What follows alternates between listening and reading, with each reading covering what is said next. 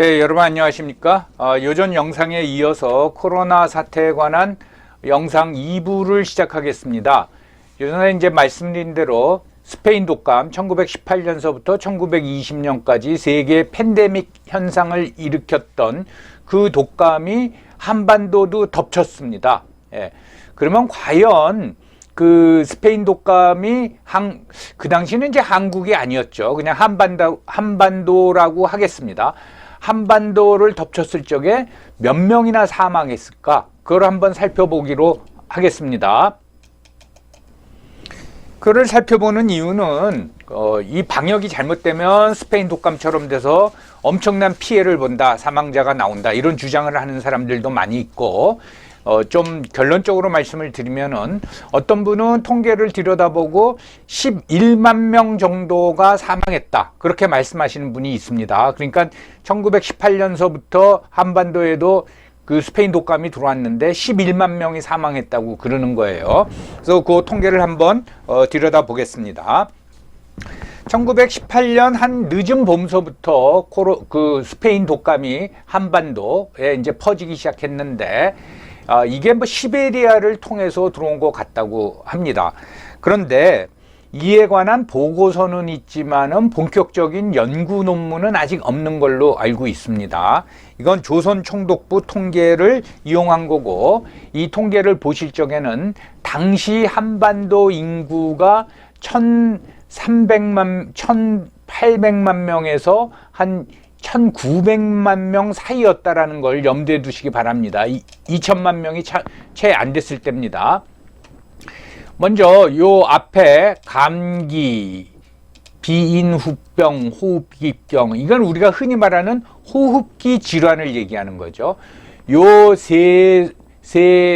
그 병으로 죽은 사망한 사람을 합계낸 게 요 숫자입니다. 요 숫자고, 요 맨 마지막 칸에 있는 숫자는 그 해의 총 사망자, 뭐 자연사를 했건 사고사를 당했건 아니면은 뭐 노환으로 돌아가셨던 이 총 사망자를 집계한 겁니다. 그럼 먼저 1915년에는 그 한반도에서 33만 6천 명이 사망했고, 그 다음에 1916년에는 36만 3천 명, 그리고 1917년에는 또 한 4만 명이 더 늘어서 40만 2천 명, 그리고 스페인 독감이 덮친 1918년에는 51만 5천 명이 사망을 했습니다.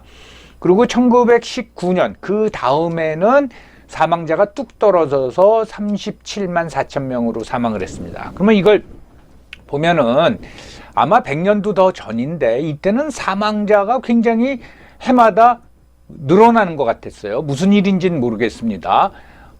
보면은 15년에는 33만 6천 명이었는데 16년에는 36만 3천 명으로 전해보다 7.9%가 늘었습니다. 그 다음엔 더 늘어요.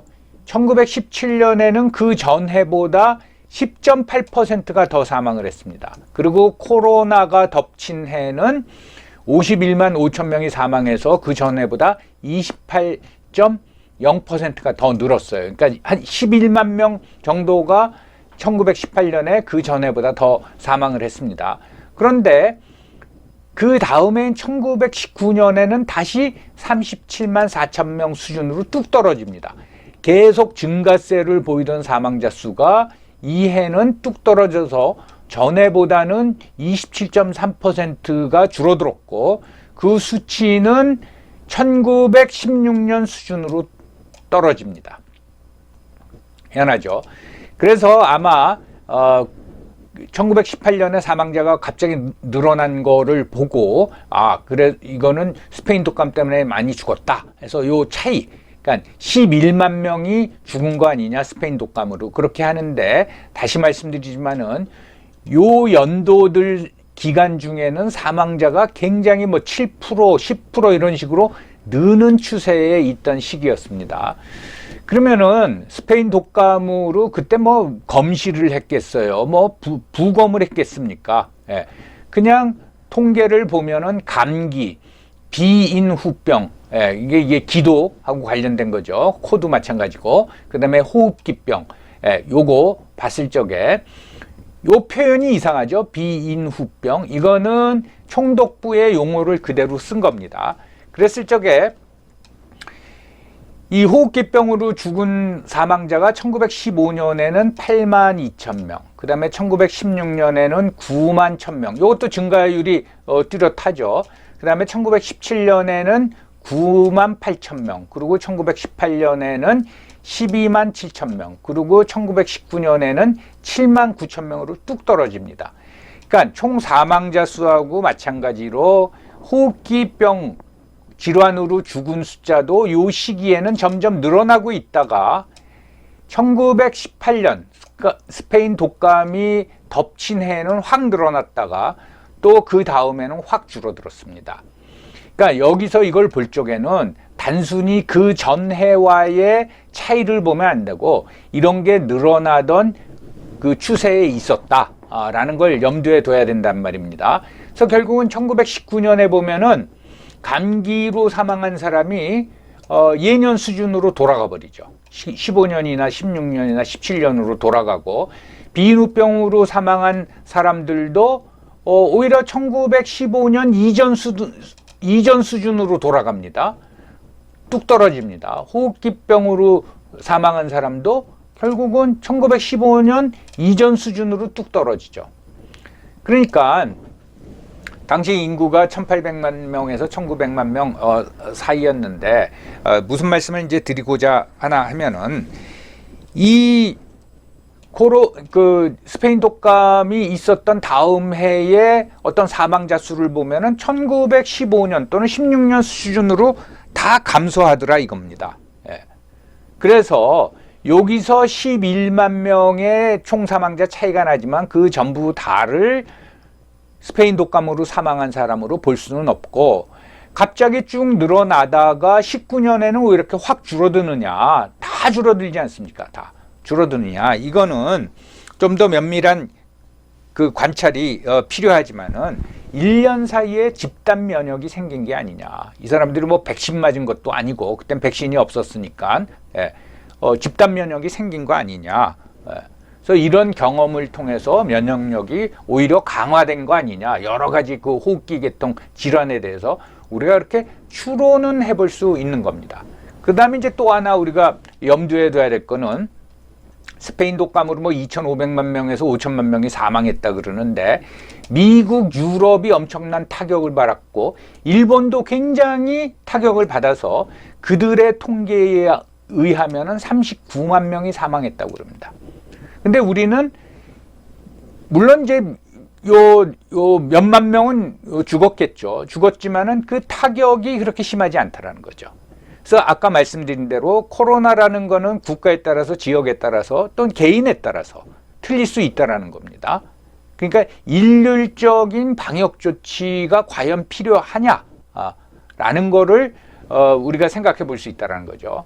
그래서 당시 방역 수준도 우리보다 미흡하고 그 다음에 뭐 치료약도 없었고 했을 적에 결국은 이러한 뭐 전 세계적인 스페인 독감 유행하고 관계없이 한반도만 들여다봤을 적에 지금의 우리나라의 코로나 사태하고 비교하는 거는 이거는 어불성설이다. 그런 말씀을 이제 드리는 겁니다. 그 다음에 이거는 최근에 한국, 우리나라, 남한입니다. 남한의 사망자 통계를 살펴보겠습니다. 2011년서부터 2020년까지 통계가 나와 있으니까 이건 우리나라 통계청의 공식 자료입니다.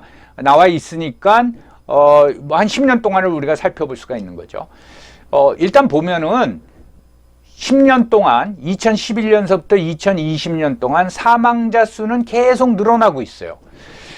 요거는 뭐 우리 사회가 고령화가 되다 보니까 사망자 수가 늘어나는지 그 뭐 또는 요전에 한번 영상에서 말씀드렸듯이 자살자 숫자가 늘어나서 그런 건지 모르지만 하여튼 10년 동안의 추세를 보면은 사망자 수는 늘어났다. 그래서 2011년에 보면은 25만 7천 명이 사망했습니다. 25만 7천 명이 사망하고 2012년에는 26만 7천 명. 그래서 이제 10,000명이 늘었어요. 굉장히 많이 는 거죠. 그러다가 조금 2013년엔 좀 줄어들고 2014년에는 약간 늘고 그리고 15년에는 27만 6천 명이 사망해서 거의 10,000명 가까이 사망자가 늘어났죠. 8,000명 늘어났습니다. 그러다가 늘어납니다. 계속 늘어나다가 2017년에는 28만 6천 명이 사망했는데 2018년 불과 3년 전입니다. 내는 29만 9천 명이 사망을 했어요. 왜 이렇게 늘어났는지 이건 좀 이해가 안 갑니다. 해서 세 차례 지난 10년 동안 세 차례 사망자가 10,000명 이상 전에 비해서 늘어난 해가 3번이나 있었다. 그러면 2019년에는 29만 5천 명이 사망했는데 20년 코로나가 퍼졌던 2020년에는 30만 5천 명이 사망을 했어요. 1만 명이 늘었습니다. 작년서부터 코로나가 퍼지고 최근까지 어떤 질병청의 발표에 의하면은 코로나 사망자가 5,382명이라고 했습니다. 그런데 이거는 코로나 사망자보다 더 많은 숫자가 늘어난 거죠. 근데 여기서 이제 말씀드리고자 하는 거는 2019년하고 2020년 이제 21년 통계를 또 이제 살펴봐야겠죠. 한 4달쯤이면 나오겠죠. 그런데 2019년에서 2020년에 10,000명 늘었으면은 와, 코로나 때문에 이렇게 늘었구나라고 생각할 수도 있지만 한편으로 지난 10년 보면은 사망자 수가 10,000명 가까이 한 해 사이에 늘은 사례가 3번이나 있다라는 거죠. 그러니까 10,000명 늘어난 게 코로나의 영향도 받았겠지만은 그렇게 특이한 일은 아니라는 겁니다.